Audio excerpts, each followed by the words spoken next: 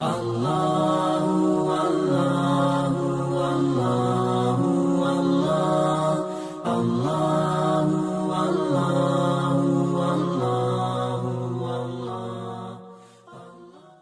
جو بات سمجھا رہا ہوں، ہمارا نظریہ کیا ہے؟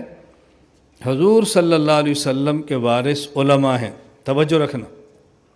حضور پاک کے وارث، جب نبی اس دنیا میں ہو تو امت کے مال کا سب سے بہترین مصرف وہ پیغمبر کی ذات ہے۔ جب نبی دنیا میں ہو تو امتی کے مال کا سب سے اچھا مصرف کون ہے؟ بولو، اونچی آواز سے بولو۔ نبی کا وارث کون ہے؟ اونچی آواز سے کہو نا، علماء۔ اس کا مطلب نبی کے جانے کے بعد سب سے اچھا مصرف وہ کسی عالم کی ذات ہے۔ جس کا پیسہ کسی عالم کی ذات پہ لگ جائے نا، اس کو اللہ کا شکر ادا کرنا چاہیے کہ میرا پاس پیسہ عالم کی ذات پہ لگا ہے۔ کیونکہ عالم کی ذات کا سب سے بڑا مصرف تھا نا۔ اب دشمن نے کیا کھیل کھیلی؟ ان کو پیسے نہ دو، ان کو کمزور کرو، امامت کی تنخواہ جائز نہیں ہے تاکہ امام کوئی نہ ملے، خطیب کو پیسہ مت دو تاکہ خطیب کوئی نہ ملے، قاری کو تنخواہ دینا جائز نہیں تاکہ قاری کوئی نہ ملے۔ بتاؤ کتنی بڑی چال ہے، کتنی بڑی چال ہے۔ اور عنوان کیا ہے؟ اللہ کا دین اللہ کے لیے ہونا چاہیے، خدا کے لیے بیان کرو، تم پیسے کے لیے بیان کرتے ہو۔ کہتے ہیں جی ہم نے خطیب رکھنا ہے، وہ سب سے پہلے پوچھتا ہے تنخواہ کتنی ہوگی؟ یہ تو اللہ کے لیے نہیں ہے، پیسے کے لیے ہے۔ سمجھ آ رہی؟ کتنی عجیب چال ہے، وہ گیم کتنی ہے۔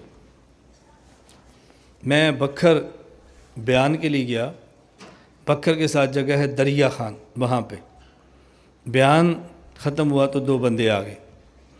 مولانا صاحب، اجرت اعلیٰ تعلیم دین یہ جائز ہے؟ یعنی قاری صاحب رکھو، اس کو پیسے دو، امامت کی تنخواہ دو، خطابت کے پیسے دو، جلسہ کراؤ اور مولانا صاحب کو پیسے دو، اجرت اعلیٰ تعلیم دین جائز ہے؟ میں ایک اصول دیا کرتا ہوں، آپ اس اصول کو پلے باندھو، اس اصول کو استعمال کرو، لیکن رابطہ ہم سے رکھو۔ کبھی آپ استعمال کریں گے تو پھنس جائیں گے نا، پھر ہم سے پوچھو یہ اصول نہیں چل رہا، ہم بتائیں گے یہاں یہ کیوں نہیں چل رہا، کوئی وجہ ہوگی اس کے نہ چلنے کی۔ کبھی سوال کا جواب ہوتا ہے، اور کبھی سوال پر سوال کا جواب ہوتا ہے۔ یہ اصول ذہن میں رکھو، ہمیشہ سوال کا جواب نہیں دینا، کبھی سوال کرنے والے پر بھی سوال کرنا تاکہ اس کو پتہ ہو کہ ہم بھی کہیں پھنسے پڑے ہیں۔ سوال پر سوال کرو، سوال پر سوال کرو۔ میں نے ان سے پوچھا، مجھے آپ یہ بتائیں کہ آپ جس جماعت سے تعلق رکھتے ہیں، آپ کے امیر صاحب نے کوئی قرآن کریم کی تفسیر لکھی ہے؟ کہا جی لکھی ہے۔ میں نے کہا وہ کتنے کی ملتی ہے؟ 4000 بتایا، 4500 مجھے یاد نہیں ہے۔ میں نے کہا قرآن کریم کی تفسیر کو بیچنا جائز ہے؟ قرآن کریم کی تفسیر کو بیچنا جائز ہے؟ کہتے ہیں ہم تو تفسیر نہیں بیچتے۔ تو میں نے کہا کیا بیچتے ہو؟ کہتے ہیں ہم کاغذ کے پیسے لیتے ہیں، قرآن کے الفاظ کے نہیں لیتے، ترجمے کے نہیں لیتے، تفسیر کی نہیں لیتے، جس کاغذ پہ لکھا ہے نا اس کاغذ کے پیسے لیتے ہیں۔ میں نے کہا جو قاری صاحب مدرسے میں بیٹھ کے 8 گھنٹے قرآن پڑھاتے ہیں نا، وہ قرآن پڑھانے کے پیسے نہیں لیتے، وہ 8 گھنٹے کے لیتے ہیں۔ میں نے کہا میں سرگودا سے دریا خان آیا ہوں، 4 گھنٹے لگے ہیں، 1 گھنٹہ بیان کی ہے، 1 گھنٹہ ویسے بیٹھا ہوں، 4 گھنٹے واپسی کے، 4 4 8 اور 8 اور 2 10۔ میں نے جو آپ سے 15,000 لینے ہیں نا، وہ گھنٹے کی تقریر کے نہیں، 10 گھنٹوں کے لینے ہیں۔ میں نہیں لیتا پیسے، یہ ان کو سمجھا رہا تھا۔ اللہ ہم پیسے، مجھے ساتھی پوچھتے ہیں مولانا صاحب بیان کرانے پیسے، میں نے کہا بھی 1 روپیہ دو گے تو ہم دوسرا نہیں مانگیں گے، 1 لاکھ دو گے تو روپیہ واپس نہیں کریں گے۔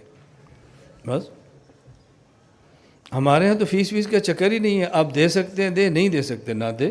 آج تک پوری دنیا میں کوئی ایک میزبان نہیں بتا سکتے آپ، میں کیمرے میں بات ریکارڈ کرا لوں، پوری دنیا میں پاکستان سے باہر مجھے کسی نے بلایا ہو اور میں نے یہ کہا ہو کہ میرا کرایہ کون دے گا، پوری دنیا میں میرا ریکارڈ ہے۔ پاکستان میں کیا مانگنے؟ اللہ تعالیٰ دے رہے ہیں، مانگنے والوں سے زیادہ دیتے ہیں، عزت کے ساتھ دیتے ہیں، بہت زیادہ دیتے ہیں۔ میں نے صرف ان کو یہ بات سمجھانی تھی، میں نے کہا آپ جس طرح تفسیر کے پیسے نہیں کاغذ کے لیتے ہیں، ہم بھی قرآن پڑھانے کے نہیں، تقریر کرنے کے نہیں، ہم بھی پیسے جی وقت پہ لیتے ہیں۔ عید کے دن تمہیں چھٹی ہوتی ہے، ہماری ڈیوٹی ڈبل ہوتی ہے۔ عید کے دن مولانا صاحب نہ ملیں تو پھر میں دیکھتا ہوں آپ اس امام کو رکھتے کیسے، اور جب ہم کہہ دیں بھئی عید ہے تو آج مولانا صاحب کو بھی عیدی دو، تنخواہ نہیں دیں دے، اور بھئی تنخواہ تو نمازہ نہیں دیں دے ہو، یا ویچ عید دی بھی دیں دے ہو۔ عید تو وکری نماز ہے، 5 ٹائم دی نماز لگی تعلق ہے بھائی۔ میں تو ہمارے گاؤں کے لوگ بیٹھے ہیں، میں تو عید کے دن باقاعدہ اعلان کرتا ہوں، اپنے لیے نہیں، اپنے امام صاحب اور اپنے مؤذن خادم کے لیے، بھئی ان کو عید بھی دو۔ میں جو محنت کر رہا ہوں نا، اس پر محنت کر رہا ہوں کہ لوگ علماء سے جڑیں، علماء کی خامیاں نہ دیکھیں، علماء سے جڑیں، علماء کے قریب آئیں، یہ نبی پاک کے وارث ہیں۔ اس سے امت ٹوٹ جائے گی تو دین کون پڑھائے گا؟ ان سے کٹ جائیں گے تو دین کون سمجھائے گا؟ یہ کمزور ہو جائیں گے تو دین کا کام کون کرے گا؟